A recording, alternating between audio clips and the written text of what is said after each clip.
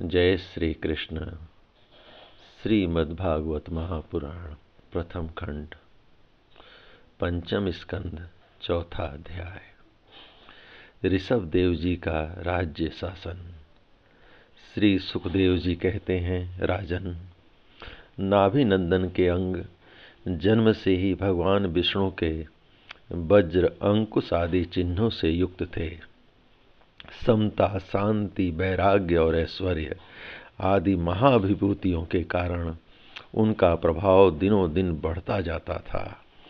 यह देखकर मंत्री आदि प्रकृति वर्ग, प्रजा, ब्राह्मण और देवताओं की यह उत्कट अभिलाषा होने लगी कि वे ही पृथ्वी का शासन करें।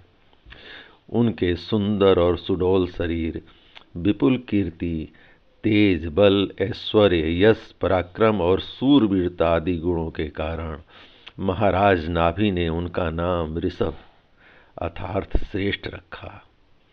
एक बार भगवान इंद्र ने ईर्ष्यावश उनके राज्य में वर्षा नहीं की।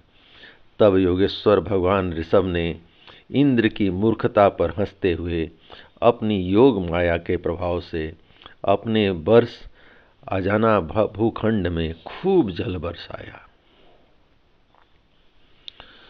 महाराज नाभि अपनी इच्छा के अनुसार श्रेष्ठ पुत्र पाकर अत्यंत आनंदमग्न हो गए और अपनी ही इच्छा से मनुष्य शरीर धारण करने वाले पुराण पुरुष श्री हरि का सप्रेम लालन करते हुए उन्हीं के लीला विलास से मुग्ध होकर वत्स, तात ऐसा गदगद वाणी से कहते हुए बड़ा सुख मानने लगे।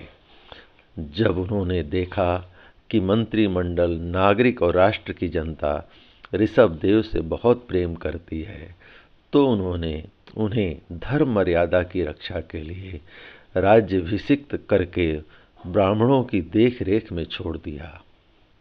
आप अपनी पत्नी मेरु देवी के सहित बद्रिकाश्रम को चले गए।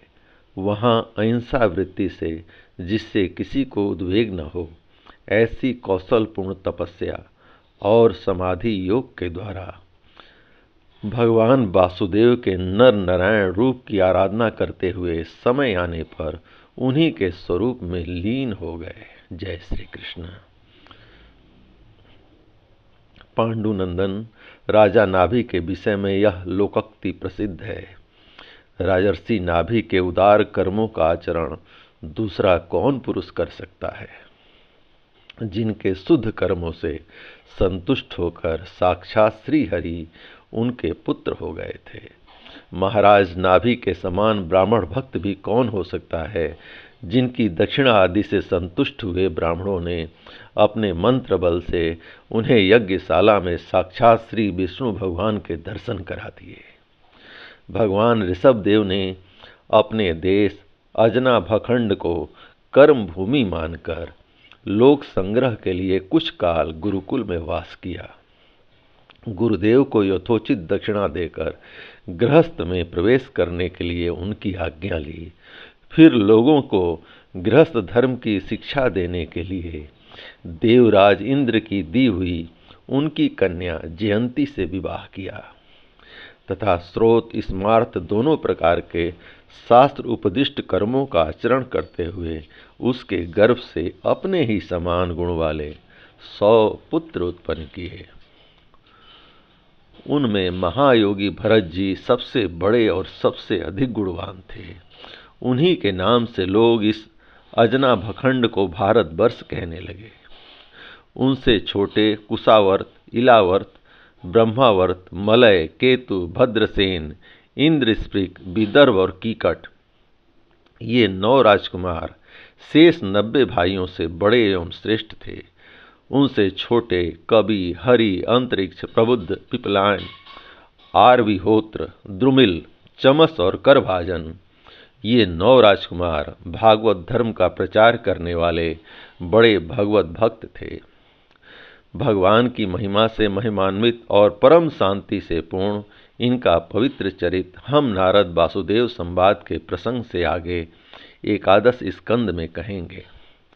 इनसे छोटे जयंती के काशी पुत्र, पिता की आज्ञा का पालन करने वाले अति विनीत, महान वेदज्ञ और निरंतर यज्ञ करने वाले थे।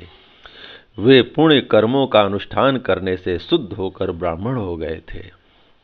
भगवान ऋषभदेव यद्यपि परम स्वतंत्र होने के कारण स्वयं सर्वदा ही सब प्रकार की अनर्थ परंपरा से रहित केवल आनंद अनुभव स्वरूप और साक्षात ईश्वर थे, तो भी अज्ञानियों के समान कर्म करते हुए उन्होंने काल के अनुसार प्राप्त धर्म का आचरण करके उसका तत्व न जानने वाले लोगों को उसकी शिक्षा दी।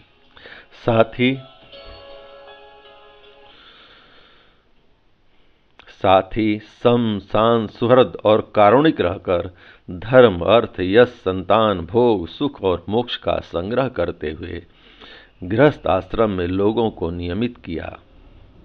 महापुरुष जैसा जैसा आचरण करते हैं, दूसरे लोग उसी का अनुकरण करने लगते हैं। यद्यपि वे सभी धर्मों के सार रूप वेद के गुण रहस्य को जानते थे, तो भी ब्राह्मणों की बतलाई हुई विधि से साम दानादि नीति के अनुसार ही जनता का पालन करते थे। उन्होंने शास्त्र और ब्राह्मणों के उपदेशानुसार भिन्न भिन्न देवताओं के उद्देश्य से द्रव्य देश काल आयु श्रद्धा और ऋत्विज आदि से सुसंपन्न सभी प्रकार के 100 यज्ञ किए।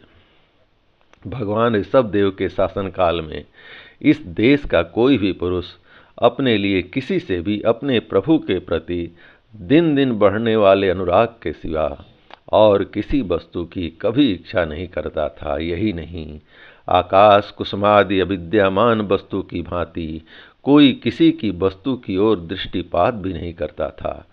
एक बार भगवान ऋषभदेव घूमते घूमते ब्रह्मावर्त देश में पहुँचे। वहाँ बड़े बड़े ब्रह्मर्षियों की सभा में उन्होंने प्रजा के सामने ही अपने समाहित चित्त तथा विनय और प्रेम के भार से सुसंयत पुत्रों को शिक्षा देने के लिए इस प्रकार कहा। जय श्री कृष्ण। इस प्रकार भगवान श्री कृष्ण की महान कृपा से श्रीमद्भागवत महापुराण प्रथम खंड पंचम स्कंद का चतुर्थ अध्याय संपन्न हुआ। जय श्री कृष्ण।